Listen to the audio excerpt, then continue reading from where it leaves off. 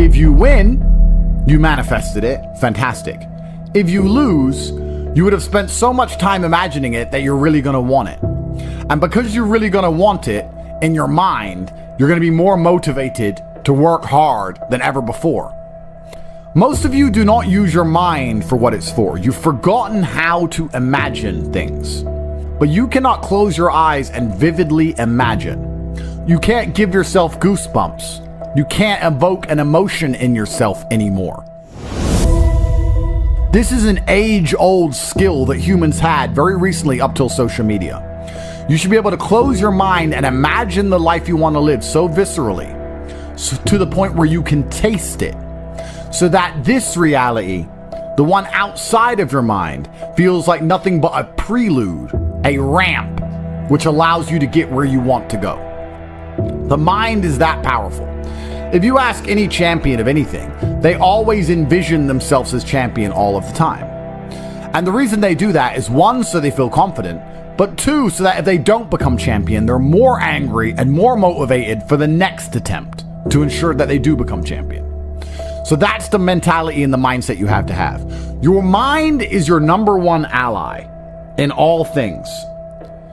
A lot of you have been sabotaged internally by your own mind. Your own psyche is working against you. When you have negative thoughts that prevent you from being the best version of yourself, you should understand that your mind is attempting to betray you, and you should feel disgust because you have enough enemies. There are enough people in that opposing trench trying to destroy you. If you're watching this and listening to this right now, I promise you, if I were to give a button to most humans on this planet, if I were to go up to an average man, 25-year-old man of average income anywhere in the world, and say, if you press this button, this guy's gonna die. And I'll show a picture of you holding your dog, cuddling, being a nice little boy, whatever you're doing. I'll make you look sweet and innocent. I'll say, if you press this button, this guy dies, but you get $100 million. You do understand that 99.9% of people will press that button, right?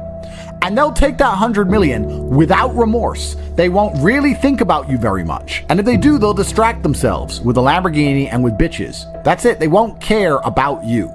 There's enough people in the opposing trench who are prepared to destroy you for self-interest that the idea of you not having every single part of you on your own side is truthfully sad.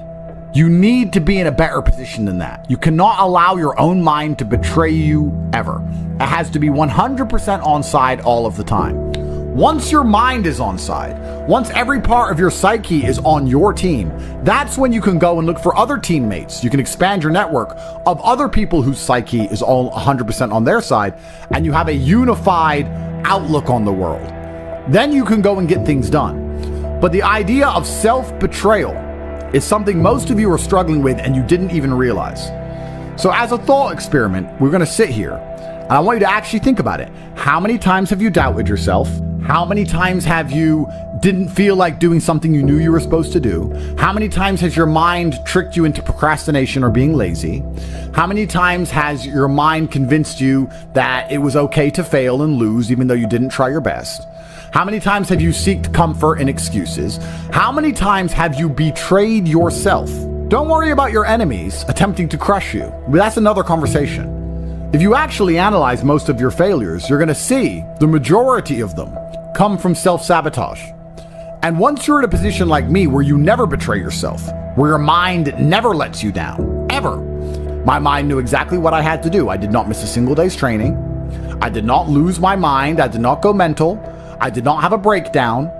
I acted exactly as I was supposed to act. I was fully professional in all things. I got as much work done as I could possibly do. I was extremely productive. I used the experience for what it was. My mind never betrayed me. If you listen and look back on most of your failures, you're going to see that it was your own mind that betrayed you.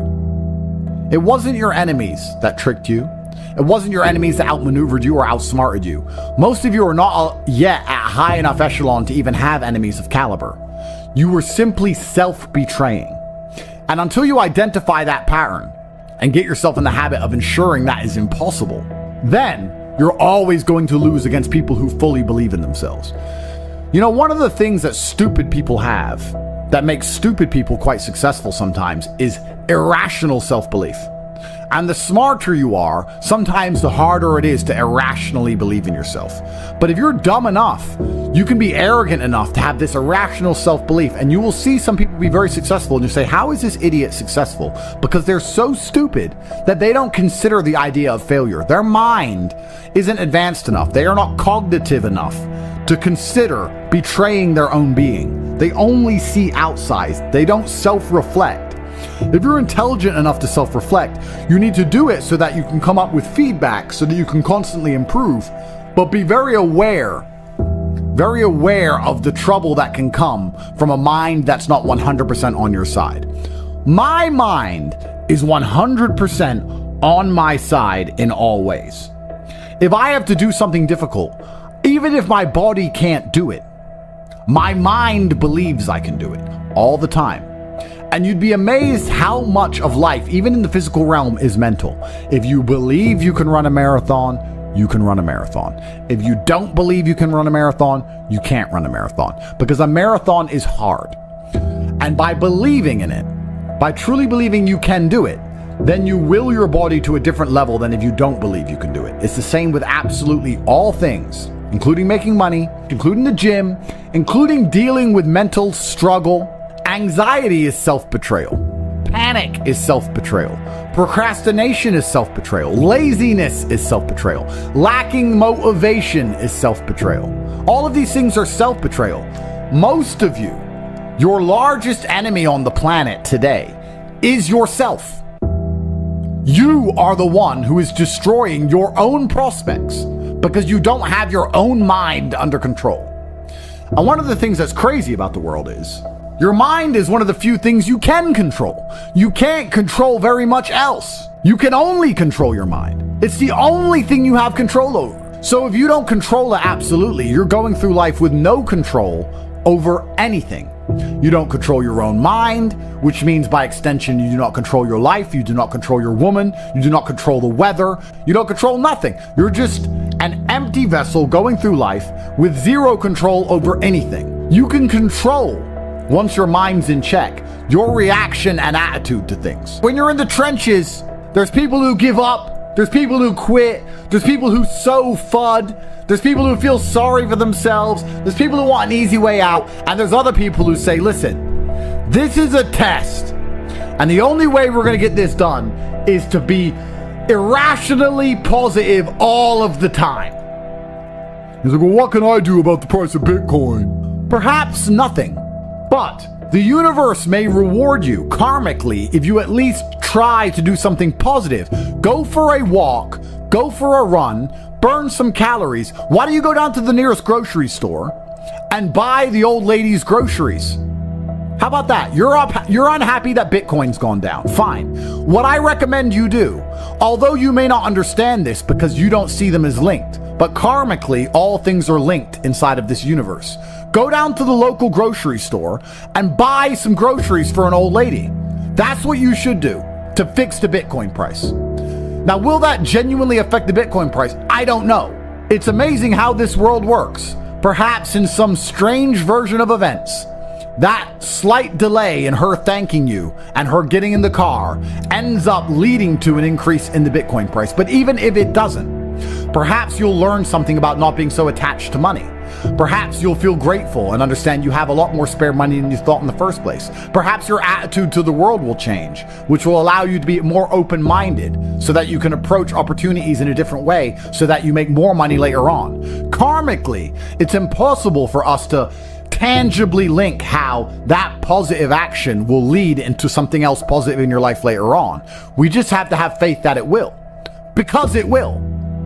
So when I said this to this guy, he's like, LOL. That's his reply. He replied LOL when I said he should go buy groceries for somebody. And he doesn't understand the world. And I thought, well, why don't I go speak to thousands of people and talk positive then?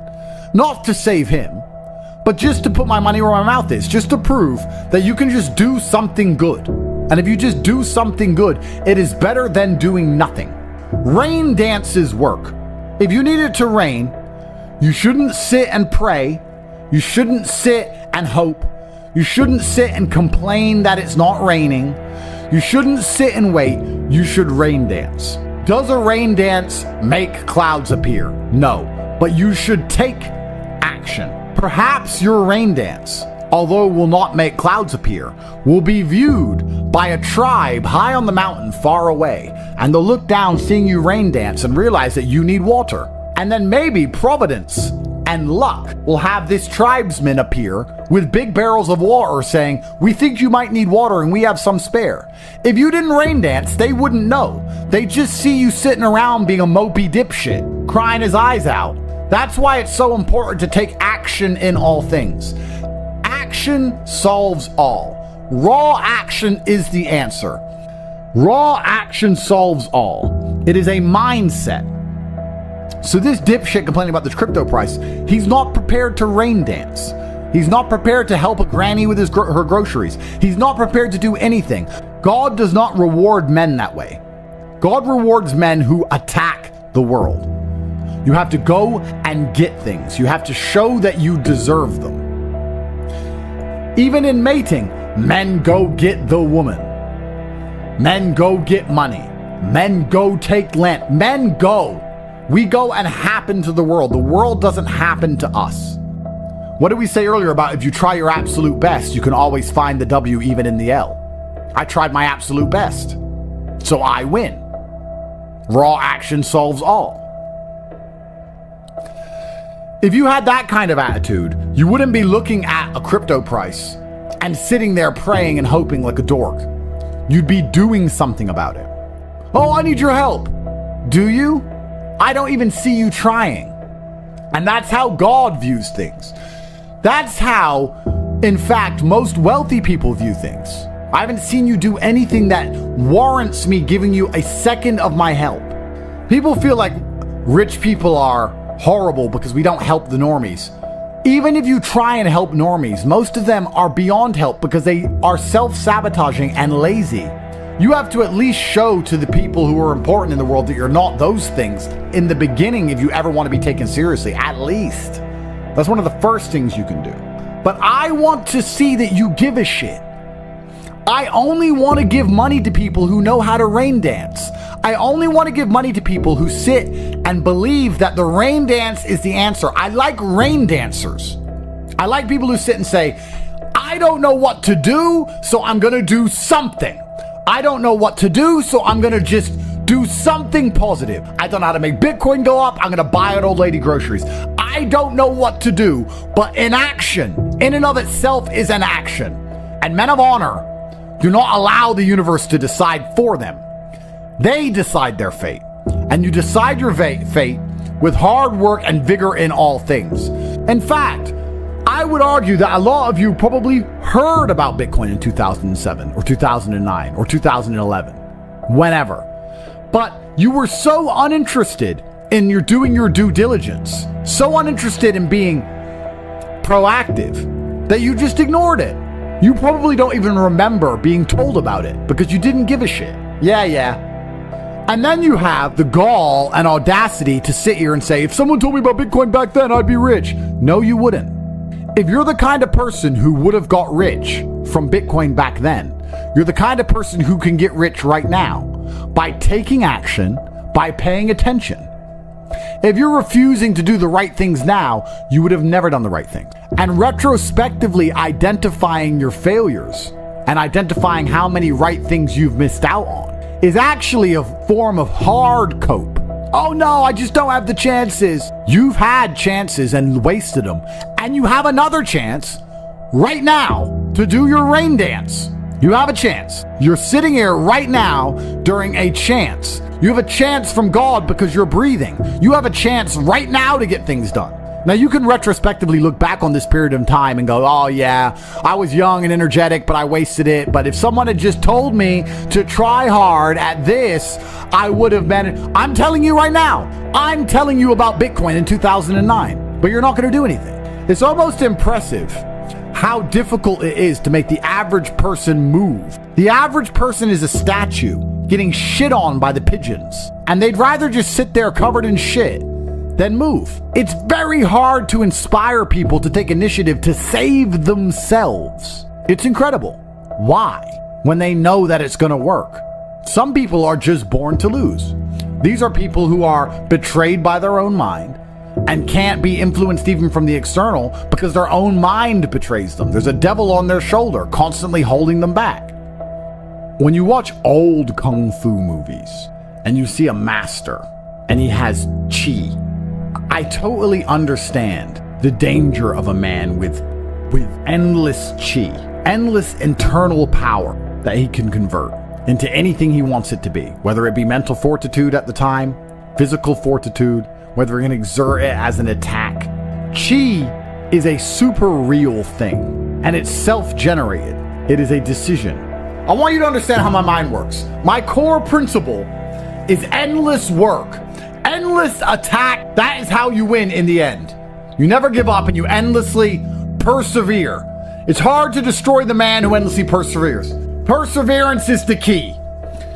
It is very easy to accept an L when you've tried your best. It's easy. The reason I don't like that saying, well, as long as you tried your best, is because most people don't try their best. If you do try your best, it's very rare you fail.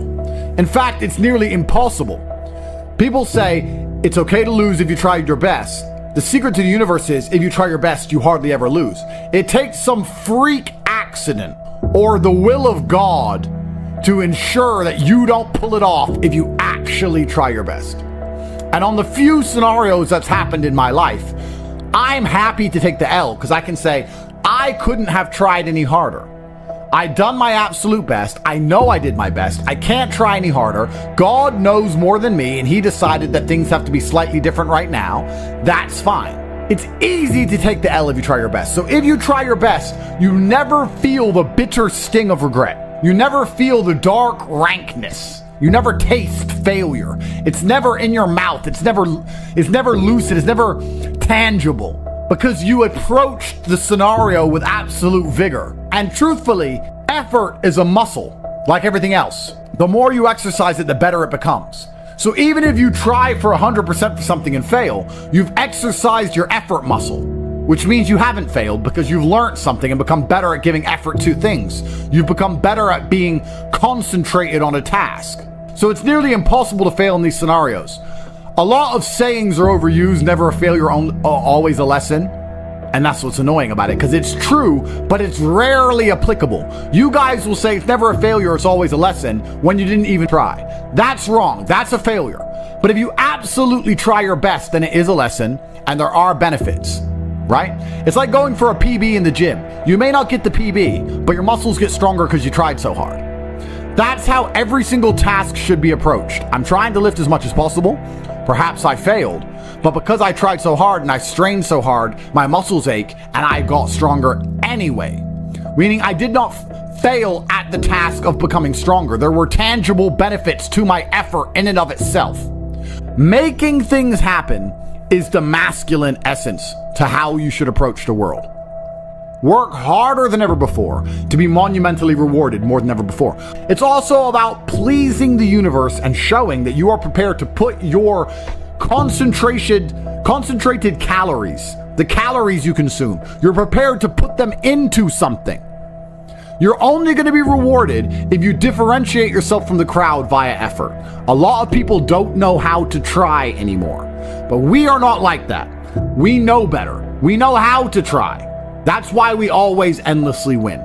You should feel genuinely worried about wasting a single second, because you can't let the winners keep dunking on you. I've spoken at length about how the world is getting harder and harder. This is true. This is easy to observe. Everybody knows it. There are people out there in the world who are going to try hard to change that dynamic because they don't believe they can ever be rich. There are people who are going to sit and say, I don't want the rich to get richer and the poor to get poorer because I'm poor. And there's other people who sit and say, I like it this way. I like this challenge. I like that the game is rigged because now if I get rich, I get richer. That's how rich people think. Winners think, I have no problem with the rich getting richer and the poor getting poorer because I'm going to be one of the rich ones. Losers think, no, we need to spread it all out. If you accept the rich will get richer and the poor will get poorer, then you need to be prepared to do whatever it takes to win the game. Just like a video game, the harder the level, the greater the difficulty, the larger the high score at the end. I mean, you should try every day anyway, but let's assume you're the kind of person who can't try every day because you don't have that grit and consistency. If you're not going to pull your finger out now and finally try in these few days, when are you going to try? When are better chances going to come? Because they're actually right in front of you. This is a huge, important period in your life when it comes to your success and your finances. If you're not going to try now, when are you going to try? I believe in God, and God knows the truth of my heart. Me and him are on the same side. We're on the same mission, God and I. I'm his number one angel, one of his favorite soldiers. God's favorite. God's favorite. And when you're God's favorite, sometimes you have to fight the demons. You have to you have to go through the battle. That's what God wants of you, right? Yeah, absolutely. My belief system is very, very simple. It's based on results, right? It's based on competency. The things I believe and the way I view the world and the mindset I've adopted has been created to be the most effective version of a mindset which is going to allow me to perform. It's like the software you install within yourself. I've installed an operating system which allows me to perform at the absolute highest levels. It doesn't matter whether they're trying to cancel me. It doesn't matter whether people are trying to kill me. It doesn't matter when, even the cancellation, right? I don't give a shit about losing my social media, but when you start getting lied about in the media en masse and your family's being threatened and news reporters are calling your ex-girlfriends, offering them bribes to lie about you, and they're trying to get you in serious criminal trouble for things you haven't done, that's a huge level of stress. These people are genuinely fucking demonic. They're evil in what they do to people like me who are completely innocent. And the mindset I have to deal with all these things is a software I've installed that allows me to deal with huge amounts of pressure, because whether it's fighting or anything else, I've always had a very pressure-filled life. And that's why I think the way I think, because it allows me to perform the way I perform. And my performance is obviously doing me very, very well in life. So I would never adopt any other type of mindset. I think that how successful you are in life isn't usually linked to IQ. You can be stupid and successful. And it's certainly linked to energy levels. But one of the most important things that's going to determine how successful you are in life is how much stress you can adopt. The more stress you can adopt, the more problems you're solving. And I tell you now, 99% of the people watching this stream would collapse under 5% of the daily shit I deal with every single fucking day. You guys have been here. I'm either at the desk, at a meeting, running back and forth on the phone, dealing with millions and millions of dollars and bullshit that it never ends. And the more stress you can adopt, the more successful you're going to be. And I'm just that guy. And I've been that guy my whole life. I'm that guy that everyone who knows me, all my family, every woman I know, they all come to me with their problems. They throw their shit on top of my shit. I'm just a problem solver. It's just who I've always been. And if you want to be that person, you have to have a certain mindset. And that's what my mindset is. It's not even about, this is what's interesting. It's not even about truth. And I know that sounds crazy. It's not so much of me looking and going, what's true? It's more about me believing in what I need to believe to be as successful as possible. I'm cool under pressure because I've literally had people try and hurt me for a large period of my life. I still have people trying to hurt me today. And it's just the normal operating procedure. It is how it is. And yeah, without the actual threat of physical violence, when there's not someone in the room trying to kill me, it's very easy for me to just to calm down and say, cool, let's get the problem solved. So they wanted me to quit and be demotivated. And I'll make it clear now, I've been massively successful on my new platform, Rumble. But even if I had one subscriber, I would be posting just like before, podcasts just like before. I'm indefatigable. I do not give up. I do not get tired. I do not quit. That's what they want. That's what the enemy wants from me. They want to try and win a war of attrition. They want to wear me down and hope I quit and give up and go, oh, I'm not getting any traction now. I don't have YouTube. This is going to be hard, etc. I am not that guy. I'm not that guy. I'm the guy who keeps going. And if you're truly indefatigable in life, and perspicacious, that's my favorite saying, the one I say all the time, unmatched perspicacity coupled with sheer indefatigability makes me a feared opponent in any realm of human endeavor. It's absolutely and utterly true. If you pay attention to the things that are happening around you and you do not quit, you will be a dangerous opponent in any realm of human endeavor. It doesn't matter what you try and do. Cancel me, fucking cancel me again, do it again. It ain't going to change anything. I'm a man who lives true to God and says what he means and means what he says. And I know the things I say are good for society and good for the world. I didn't put a fucking magic spell on anybody. The reason people listen to me is because they like what I say and they know that I'm telling the truth. That's the reason I am here. And I'm going to continue to do that. And there's nothing anybody can fucking do about it. Because in every single battle, there has to be somebody who charges at the front and perhaps takes the most flack. And perhaps it's the most dangerous to charge in at the front. And that's what I'm doing. And everyone's like, why is Tate involved in this battle? Why is he taking so much shit? Tate has all this money. He could just go on a yacht with a bunch of bitches and run around with a bunch of cars and just have fun. I could do that. The reason I'm doing this is because I believe this war is coming to absolutely every single one of us. You have two choices as a man. You either realize the truth about reality and understand how the matrix is suppressing you and affecting your mind. You either wake up and you are now in battle against the matrix itself, or you accept the programming. When you accept the programming, the battle doesn't end because now you're in a battle against your own mind. If you believe this they want you to believe. You're unhappy, you're depressed, you're miserable. So you're either fighting against yourself inside of your own mind, living in some semi-depressed state, sitting on the internet talking complete bullshit in these liberal hate mobs, or you understand the truth about what's happening and you're in the war against the matrix. You can't escape this fight. Everybody watching this is in this fight. I'm in this fight. You're in this fight. We're all in this fight. Yeah. The war is here. When the battle turns up at your front fucking door, you can't just cower. Someone has to fight. So yeah, maybe I'm at the front, but I'm also in a unique position to handle that. One, because of the stress. Second, because of the finances. Third, because I'm hard to hurt. So I feel like it's my duty to God. I'm not going to sit here and tell people, listen, accept the bullshit they want you to believe, stay at home, semi-depressed, take your Adderall, be a little fucking dork, and then the matrix is going to be happy with you, because there's no happiness in that. You can't avoid this battle. You're just going to end up in a battle with your own fucking head. You're going to have to fight. To all the men watching this, you are going to fight somebody at some point, either the matrix or your fucking self. Choose. I refuse to turn on myself. I'm not going to be the guy who turns on myself and makes an enemy out of my own fucking mind. No, sir. Me and every single thing inside of me is on the same team. And when the enemy appears, then it's on. If it's on, it's on. That's the game. And that's what the old emperors wanted. The emperors of today want the same thing. They want eunuchs. They want you to go to work and they want you to pay your taxes, but they don't want you to think for yourself or have any balls or have any true ambition or open your mind or resist slave mind programming. They don't want any of that. That's a decision every single individual needs to make. And I decided absolutely and utterly not to.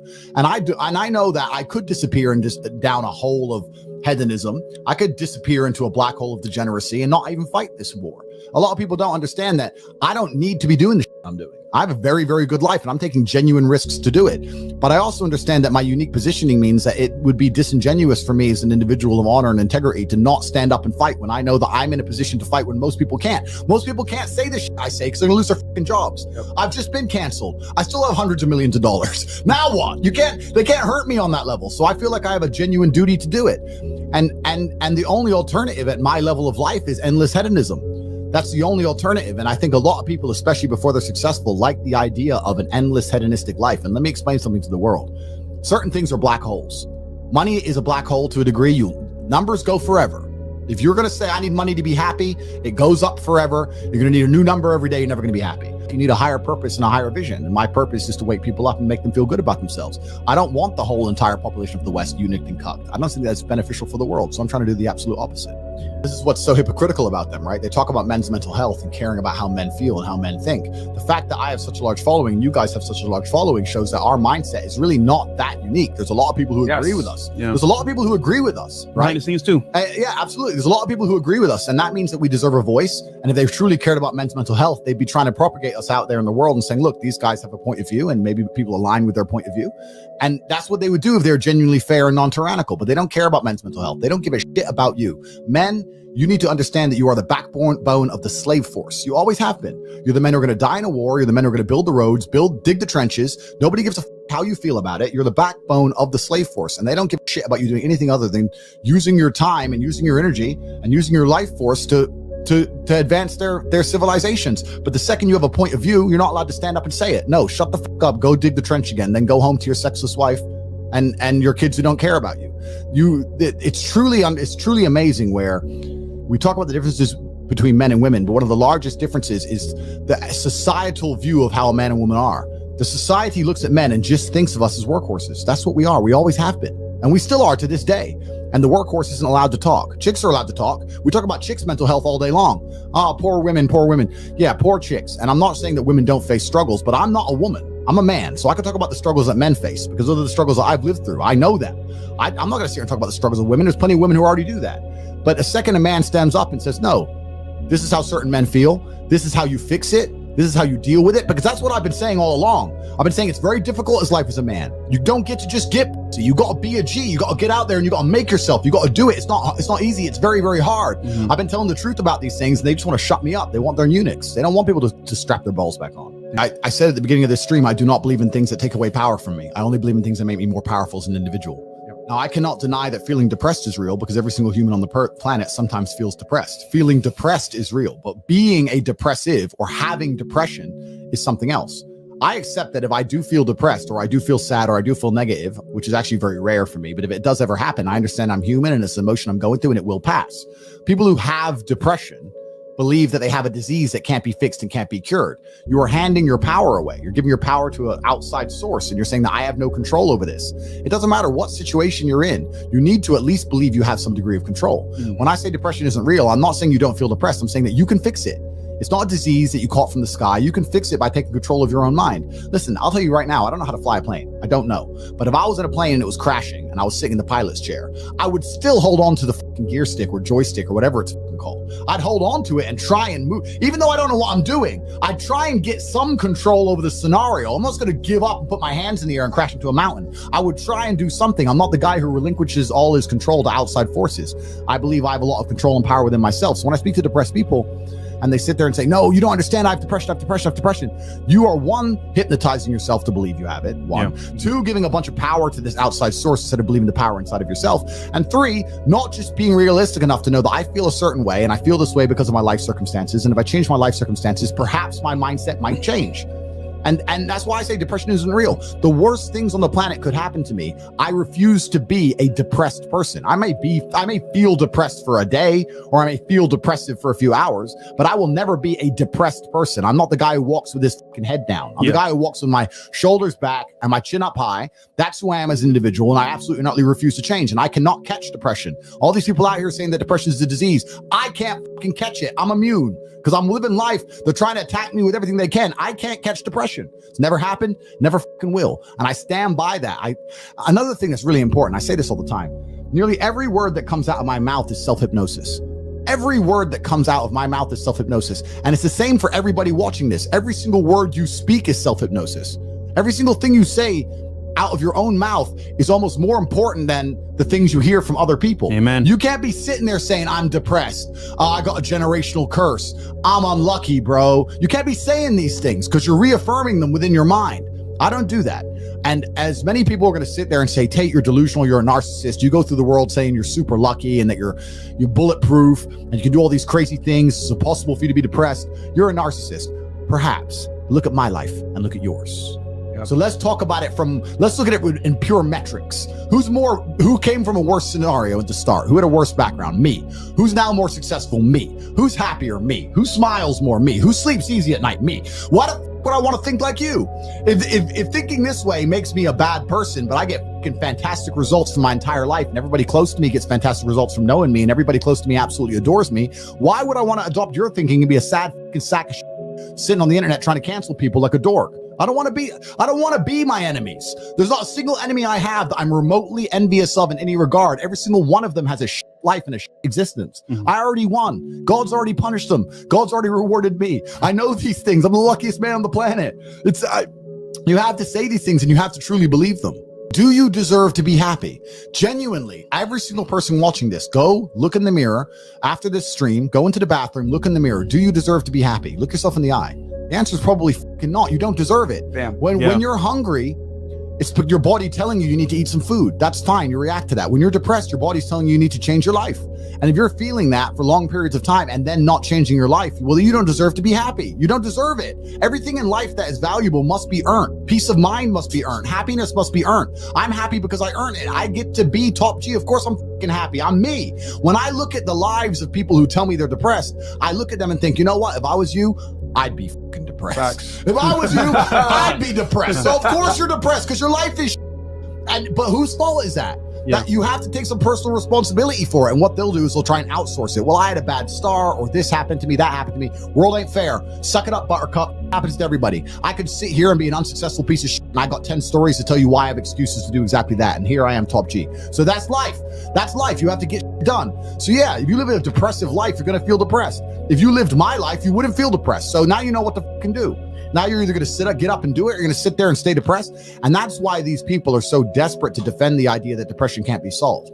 When you tell the world that depression can't be solved, what you're doing is absolving yourself from all responsibility. I no longer have to stand up and work hard and try and be something because it doesn't matter how hard I work because I'll be depressed anyway. They know that's a lie. They're just trying to they're being ignorant on purpose to avoid doing the hard work. That's all it really is. Happiness is the number one thing that must be earned. And I'll tell you that my happiness is based on very real world achievements. I couldn't be happy if I was broke. I couldn't be happy if I was obese. I couldn't be happy if I was lonely. I couldn't be happy if I wasn't respected. I couldn't be happy if I couldn't whoop a dude's ass. I couldn't be happy in those scenarios. So I made sure none of them scenarios came true. I have earned my happiness via hard work. It's the top of a mountain which I have climbed. I deserve it. I deserve to go to sleep with a smile on my fucking face and wake up. And every single guy who hasn't got it probably doesn't deserve it. The universe is very giving and very fair.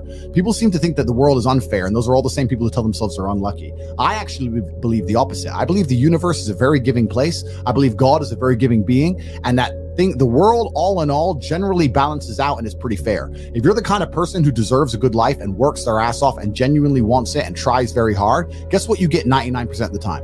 A good life. And if you're the kind of person who doesn't really deserve it, slacks 3 days a week, a little bit lazy, snakes his friends, talks behind people's back, blah, blah, blah, guess what? Your life ain't all that good. The universe is pretty fair and pretty balanced. I've yet to meet somebody who gets up every day, does what they're supposed to do, works hard, goes to the gym, then goes to work, does their best, makes their money, looks after it, is sensible, doesn't blow it, etc., who then fails. I've never met anybody who fails when they do all the right things. The universe is a very fair and giving place, all in all. There are very few exceptions to that. So when I see somebody who doesn't have the success they want, especially when I see, let's say, a group of people who don't have the success they want, there's no way you're all exceptions to that rule. You may want something, but you certainly don't deserve it. And that's why you don't. When I talk about the Matrix, I'm talking about the systems which have been created by society, which are deliberately designed to enslave. In the movie, the Matrix were used for our body heat, but here in this Matrix, we're used for our efforts and our energies. And you're existing inside of a system which is deliberately rigged to make the rich richer and for the poor to stay poor. Yeah. And you can sit there and get upset about it. You can sit there and cry about it and say the system needs to change, which is what some people do, socialists, XYZ. But I think I know that's a waste of time, right? That's futile. The best thing to do is to understand the rules of the game and find a way to win. So yes, the game is rigged. Yes, the rich are always going to get richer. Yes, the poor are always going to struggle. And that's the way the game is set up. So you still need to find the best move on the chessboard. There's no point sitting there saying, I want to play a different game, because that's never going to happen. Because the people with the money are the people who have the control and they have the power. And why would they have the game set up any other way? Why would they change it? Right? It's also the basic of economics. I think a lot of people don't understand the true basics of economics. And the basics of economics state that even giving money to the poor, that ends up back in the hands of the rich. There's no way to stop the rich getting richer. I've already explained this before, but I remember during COVID when they did the stimulus checks and they passed out all this free money to everyone, $1,000. In England, they gave a lot more money, but in America, everyone got like $1,400 each and everyone was happy about it, saying, oh, he's giving money to the poor. Yeah, but what do those poor people spend that money on? They either, well, Amazon stock tripled because they all went to Amazon. So Jeff Bezos got richer, right? But the fact is that there's less companies than there are people. All those $1,400 checks amongst all those people at the bottom ended up in the hands of a few companies, and the rich got richer, and you can't stop it. Doesn't matter if those people invested their money, doesn't matter if they bought stocks, doesn't matter if they bought a crypto, doesn't matter if they bought a house, whatever. The people who have the assets and have the companies and have the control are always going to end up getting control of the currency, and they're always going to be richer. So that's kind of how it works. And it's getting worse and worse. It's have-nots and have-yachts. You have to be positioned to take advantage of opportunities. It's like in chess, they say good moves come from good positions. It's true. You can't find a good move from a terrible position, right? If you're sitting at home with no money, it's hard to invest in Bitcoin at $1. Doesn't matter what it goes to, right? You got to be in a good position to take advantage of things. So you've always got to be in a position where you have a good network, you have good information, you have some kind of liquid money, you have the ability to survive without that money, you can take a risk. Like, it's hard to set yourself up. I'm in a position now where I'm in the NBA. I'm an NBA player. I can never go broke again. So it doesn't matter, right? Once you're in the NBA, I can throw $1 million at something. It doesn't matter if it works or not. So for me, it doesn't make a difference. And that's why it's so much easier. They always say the first million is the hardest, and they're completely right. I always knew that the Matrix existed, and I always knew that the traditional systems, I always knew. I just knew. Even when I was going to school and they're sitting there going, you're not going to get a good job if you don't get good grades. I was the one sitting there going, you're a liar, shut up. I just knew the teacher was lying. I knew school was bullshit. I knew college was bullshit. I knew university was a lie. I always knew it was a trick and a con. I didn't truly understand things to the level I understand them now, but I had an intrinsic understanding, and I think everybody does. If you're in a gas station and it's 3 a.m. and a Lambo pulls up and a guy gets out of it, you're thinking criminal, gangster. You're not thinking, he has a uni degree, because you're not going to think that. So when you see money, people don't even associate the money they see with university. But then they go, I want to make money, so I'm going to university. It doesn't make sense. It doesn't make sense at all. So I think everybody knows that the system and the path they lay out for you is not a path that's going to lead to where you want to be. And I didn't know what the other path was, but that intrinsic distrust for the system and that distrust for the things they wanted me to do made me search for other avenues. And then I found them, right? And if you speak to the people who are richest, if you speak to the people you know, this is for everyone at home as well, if you speak to the people you know who have the most money and go up to them and say, hey, what made you rich? None of them say school. Do any of them say school made me rich? I got an A in GCSE. Like, who gives a shit? It's bullshit, right? So it's all indoctrination. So I knew it was indoctrination, and for that reason, I was always searching. And if you're searching, you're going to find. Yeah. So the problem is, as well, it's difficult because the way that humans work and the way that we've evolved as a species is that we don't really learn lessons unless they're learned the hard way. Yeah. I believe that unless a lesson has taught the hard way, you're not going to learn it. You can have so many near misses and people won't learn their lesson. Bro, you must know a guy who goes out there, nearly crashes his car, doesn't slow his ass down till he wrecks it. Yeah. Like, this is how people are, right? So you need that pain for the lesson to sting enough to really genuinely go inside of your mind. And it's the same with everything. It's the same with driving a car or business. Truthfully, if you want to learn a lesson about business, you're going to have to suffer at some point, right? So we always say that most people are not successful with their first companies, X, Y, Z, blah, blah, blah. I get that. The truth is there's a lot of people who make a lot of money with their first company, but they just spunk it, act an idiot, and it all blows up in their face. And that's how you get the discipline on your fourth company, that when you have 3 million in the bank, you just leave it there. You know, and don't be done with it. So you need to go through some pain. You need to experience some negative things. You need to have to a degree some trauma to really even learn any lessons. So yeah, business studies, you're right. The book, that's not going to teach you anything about business. You need to get out there on the streets. You need to make mistakes. You need to suffer. You need to have the tax man knocking at your door. You got to deal with all that stuff so that you make sure it doesn't happen again. I really think that humans are stupid enough to only learn the hard way. That's kind of how it works. The saying, if you know what you have, you ain't got much, that is completely true. Yeah. I don't have a clue how much money I have. When I was broke, I knew exactly how much money I had. I had 117 pound in the NatWest, and that was it. I'm poor, rent's paid, I ain't got nothing else. When I was broke, I knew exactly how much I had. But now I'm at a point where it gets really difficult to truly measure how much money I have, because you have cash. Okay, that's easy. I have some crypto, which is constantly fluctuating. And then you have assets, and the price of the assets is constantly fluctuating. And then I have companies and income streams, which need to be valued. And how do you value them, right? They can be an 8 times multiplier in some circumstances, and others they'll be a 10 times multiplier. Yeah. So it's really difficult for me to put a value on it. If you were to say to me, how much money do I have in the bank? But then even then, because I've got to be careful what I say on this podcast. But even then, once you have a healthy respect for money, once you get past a certain amount of money, you don't need it in the bank. Like there's no point in me having 50M liquid in the bank. Why? What am I going to buy? You know, you're like, as long as you have whatever you have in the bank to run around the world with, you have enough. So you try and put that money to use, right? You buy assets, XYZ. So it's really difficult. I mean, I have my online school, which we'll talk about later, Hustlers University. Yep.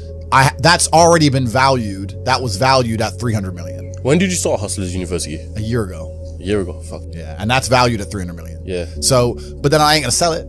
So, but then again, I had a valuation between 280 and 340. So again, how much money do I have? I don't know. I could, if I really wanted to, if I wanted to sit here and say I was worth 500 million, I could prove that. But you know what? This is another thing about money. I'm going to sit here and I'm going to complain. This is going to upset all the brokies at home. There's nothing to fucking buy. Like you buy 3 or 4 diamond watches, you buy a couple suits, you buy some cars. What else is there to buy? You end up just spunking it on bottle shows and $10,000 steaks. There's nothing to buy. You can go on holiday and travel, blah, blah, blah.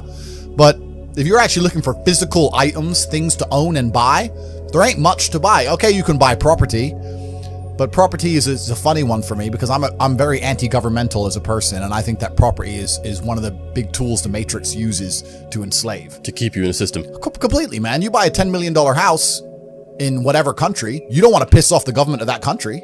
Yeah, but because you'll lose that house. There's a lot of people who talk about passive income, and we'll talk about passive income because I think that's the biggest scam on the planet. The idea of passive income in and of itself is a lie. Tell me how you're going to get it, because only having tenants is not passive income. Ask anybody who has tenants. It's fucking headache, right? Yeah.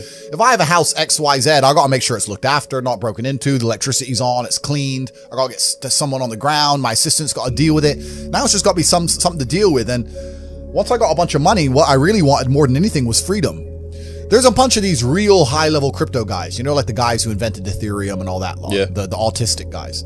They don't own anything. And I kind of get that. I'm at the point now where they have a backpack of their possessions, and if they want a house, they rent it. They want a Lambo, they rent it. If I need to go somewhere, rent. I don't own anything. I don't have any hassle. Nothing's in my name.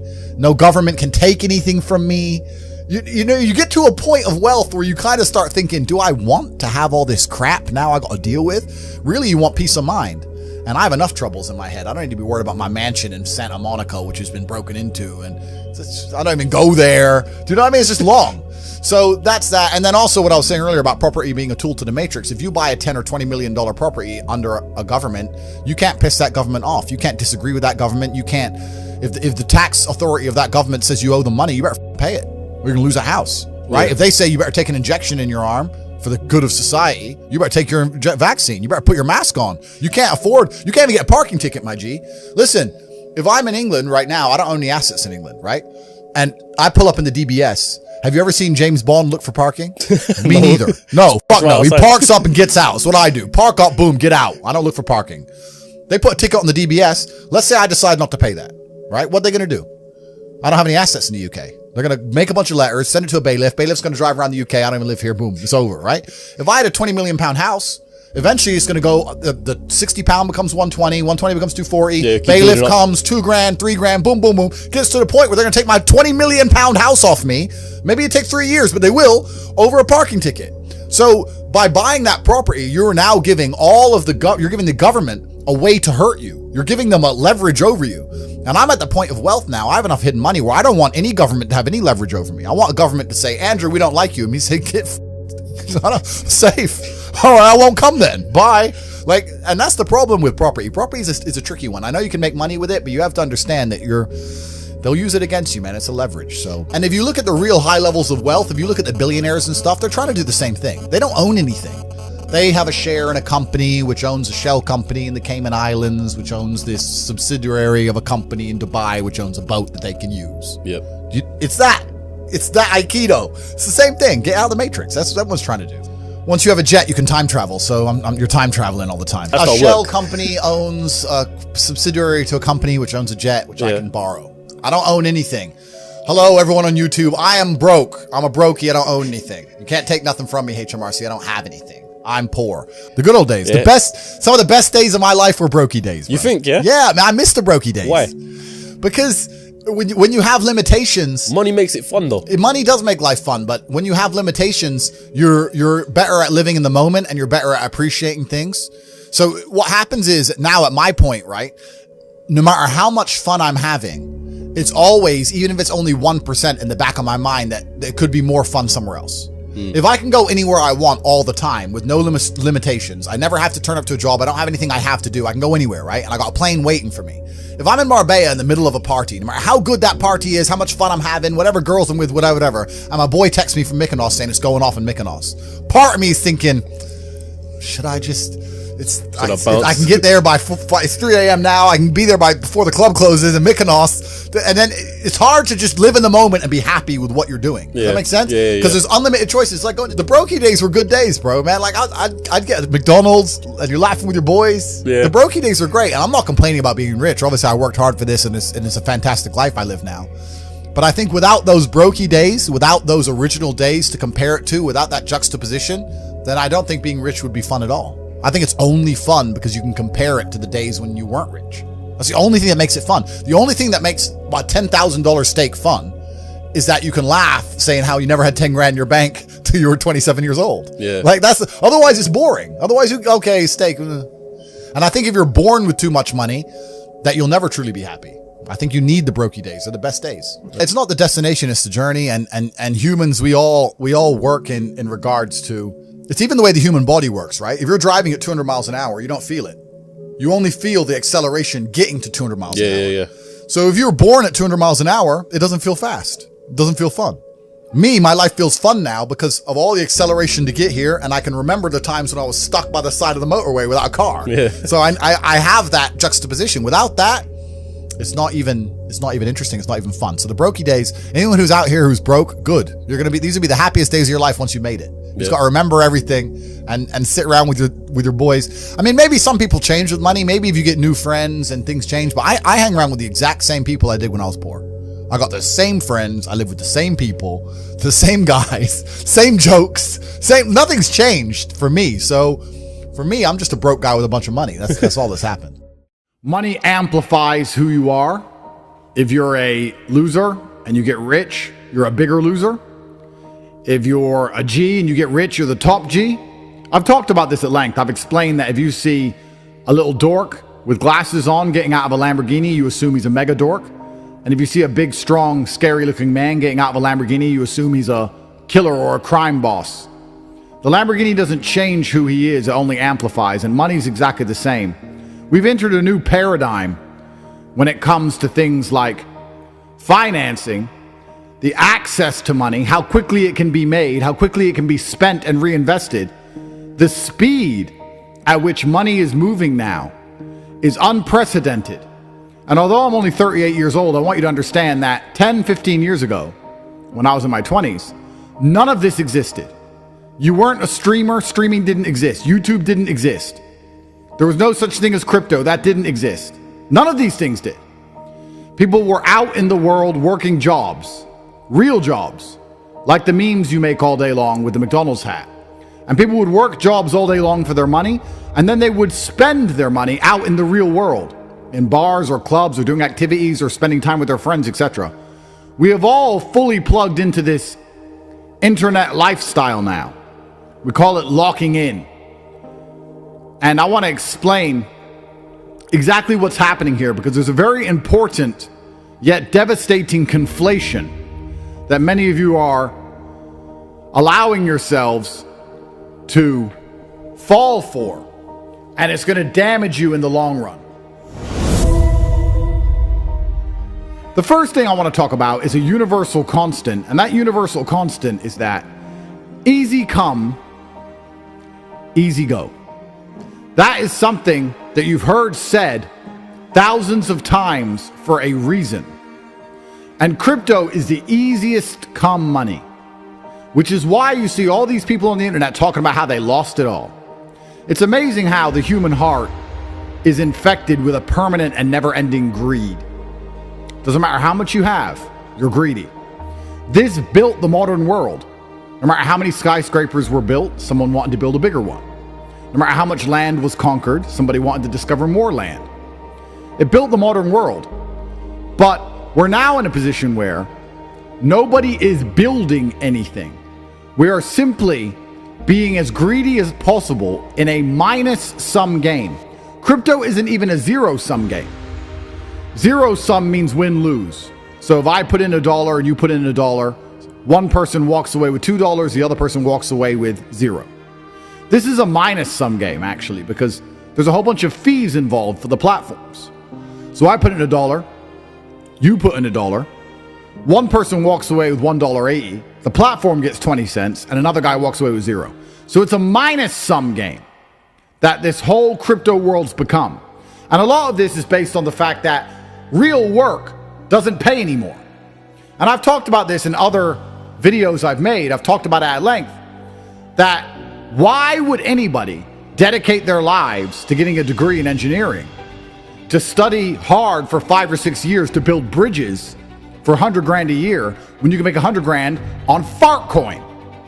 And I described how this is going to destroy society, destroy economics, because it's going to destroy the one thing that primarily built countries and nations, which was the hard work of young men. It is men that built everything you see around you. The buildings were built by men. The roads were built by men. It is men who did real things for a paycheck. But as we've been educated to the fact that our dollars are not real, as our governments have robbed us and stole from us in real time and inflated our currencies, most people feel like the only way out is to gamble. And the fastest way to gamble with the highest and largest possible returns are meme coins, which is why we have this huge PvP insanity going on. And everybody's trying their very best to just gamble their way out of the hole, which is the economic trap we've been thrust into by the generation above us. how this is actually going to play out for society at large is going to be very, very interesting. But I want to give you all as many tips and tricks as I can for you to be successful if you're going to play this game. I can sit and tell you not to play the game, but that would be disingenuous, because to be honest, some people can win. So what I want to make you understand is the game you are playing and give you the best possible chance of winning it, because it is a minus sum game. You must understand this. By nature, that means more of you are going to lose than are going to win.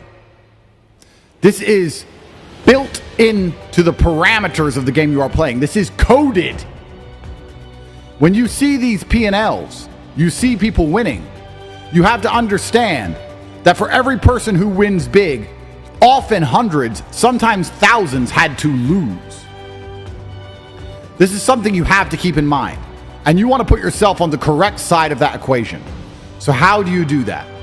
Well, the first thing you have to do is make sure you do not fall into the devastating conflation that I previously described. And that devastating conflation is confusing work with simply losing money.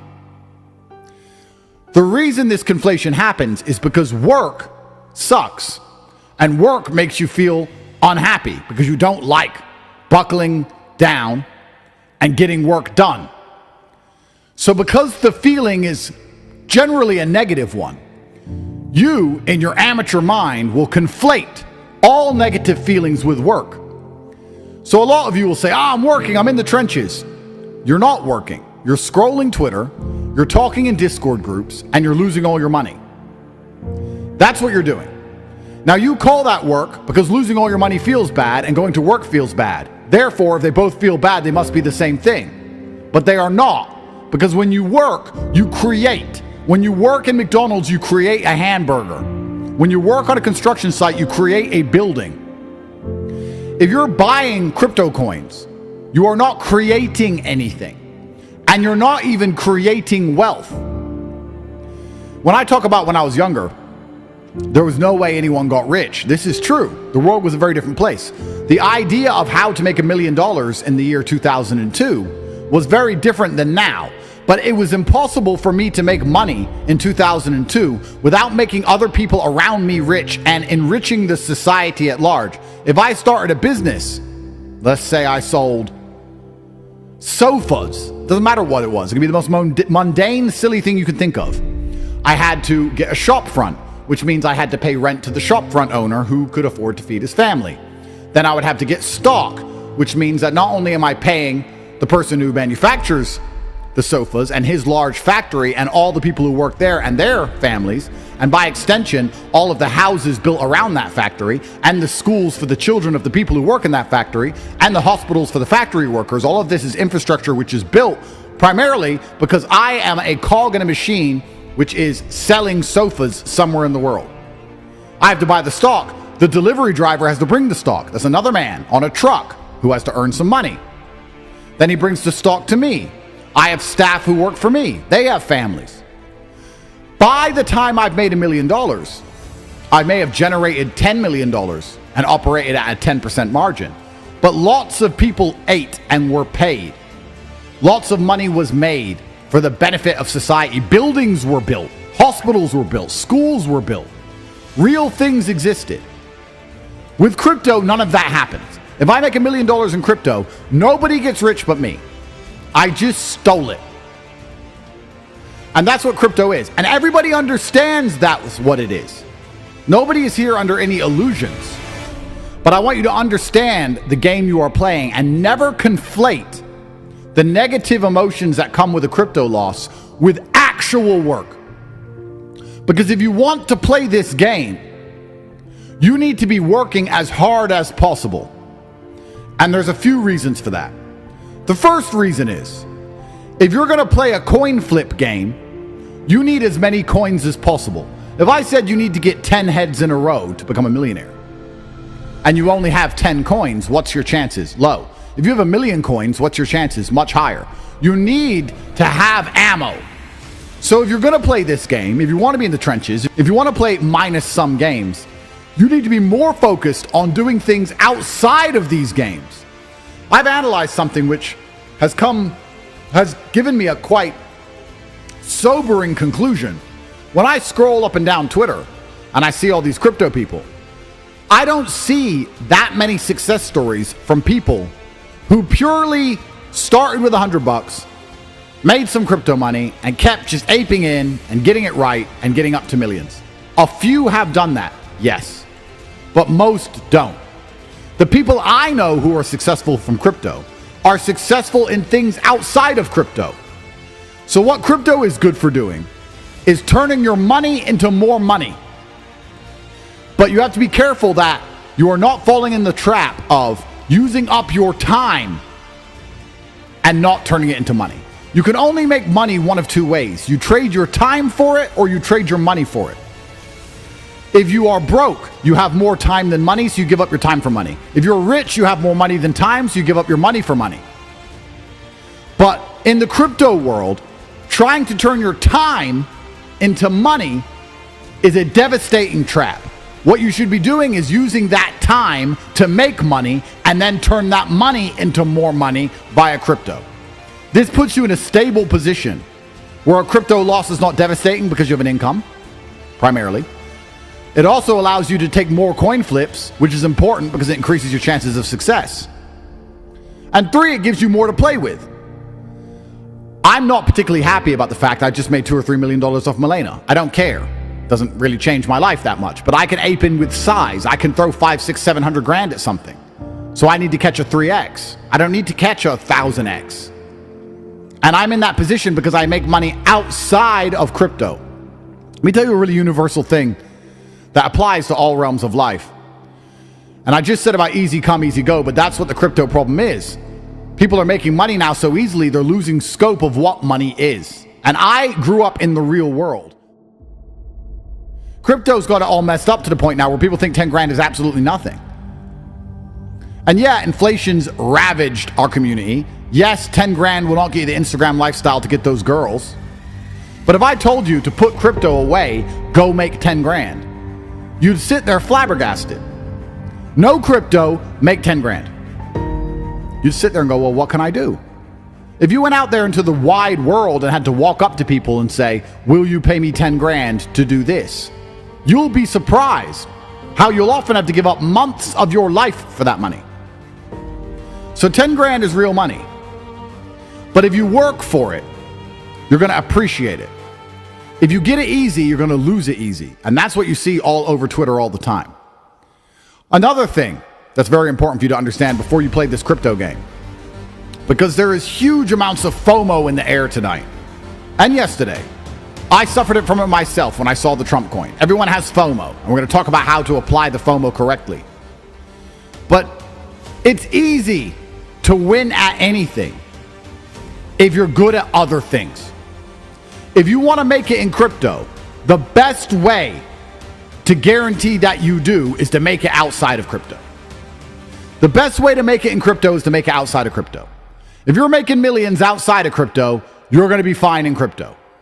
You don't need to take the huge risks. You can buy Bitcoin and ETH. You can wait. You're not going to panic sell. You can DCA. And in the end, you're going to win.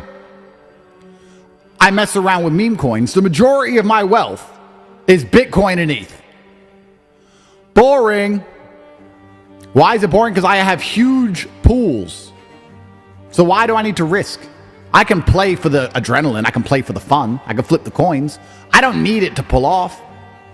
The majority of my wealth is Bitcoin and ETH. A lot of the young people aren't interested in these because they don't have enough money to get into them. I've once again told you how important it is. You finally understand you need to get some money before the wealth divide is cemented into humanity and you never stand a chance of escaping. I've explained that at length many times on previous emergency meetings. But the best way for you to make it in crypto is to make it outside of crypto. And this applies to anything in life. You have to amplify your strengths. Amplify what you're good at, because that allows you to do other things. The easiest way to make it with girls is to make it outside of girls. You want to make it with girls and you're running around talking to girls all day, you're never going to be as successful as if you make it outside of girls.